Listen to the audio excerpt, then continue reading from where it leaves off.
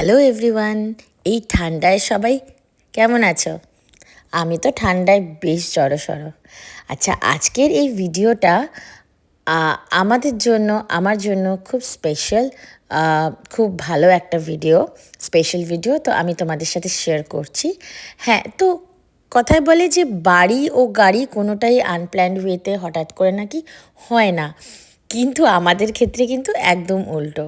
আমাদের ক্ষেত্রে গাড়ি ও বাড়ি দুটোই হঠাৎ করেই আনপ্ল্যান্ড ওয়েতেই কিন্তু হয়েছে। হ্যাঁ, এটা অবশ্যই আমাদের আগের যে গাড়িটা ছিল ওটাকে নিয়ে এখানে সার্ভিসিং করাতে আসে আমার কর্তা। তো সার্ভিসিং করাতে যখন আনে এবং ওর কিছু কোয়ারিজ ছিল এই হাইব্রিড হন্ডা সিআরভি হাইব্রিডটাকে নিয়ে ওর কিছু কোয়ারিজ ছিল। তো কোয়ারি করতে গিয়ে ওর ফিচার্সগুলো কিন্তু বেশ ইমপ্রেসিভ মনে হয়।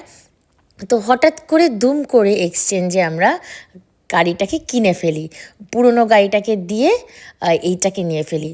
মন আমার যদিও সেই সময় খুবই খারাপ হয়, কারণ হঠাৎ করে এইভাবে চলে যাচ্ছে এত আমাদের এই মানে পুরনো যে হন্ডাটা, সেটা 4 বছর মতো হয়েছিল বয়স। কিন্তু মন খারাপ হওয়া সত্ত্বেও পাশাপাশি যেহেতু একটা নতুন গাড়ি এলো, নতুন সদস্য, এবং সেটা আমার সবথেকে প্রিয় কালার পার্ল হোয়াইটে, তাই আমি খুশি। তো যাই হোক, সেদিন ফিরতে রাত হয়ে যাওয়াতে সেদিন আর পুজো দেওয়া হলো না। পরের দিন আমরা সন্ধেবেলা বেরোলাম ফ্লাওয়ার মাউন্ট হিন্দু টেম্পল, যেটা আমাদের বাড়ি থেকে অ্যারাউন্ড এই 15-20 মিনিটস মতো ডিস্টেন্সে আমরা এলাম। এটা একটা ছোট্ট খুব সুন্দর টেম্পল। এখানে আমরা প্রায়ই আসি পুজো দিতে, কোনো বিশেষ অনুষ্ঠানে এখানে আমরা প্রায়ই আসি। এইখানের ভিডিও হয়তো তোমাদের সাথে আমি আগেও শেয়ার করেছি, অলরেডি তোমরা দেখেছো। তো এখানে আগে থেকে অ্যাপয়েন্টমেন্ট, পুরোহিতের সাথে আগে থেকে অ্যাপয়েন্টমেন্ট করতে হয় যে এই টাইমে উনি ফ্রি থাকবেন। তো সেই মতো আমরা নিয়ে আসি। তো অলমোস্ট বাইরে সব এই নারকেল, মিষ্টি ফুল এগুলো কিনতে কিনতেই অন্ধকার হয়ে গেল, সন্ধ্যা হয়ে গেল। কারণ এখানে আমেরিকাতে এক জায়গাতে সব কিছু পাওয়াটা একটু ডিফিকাল্ট হয়, তাও সব কিছুই পাওয়া যায় বলবো।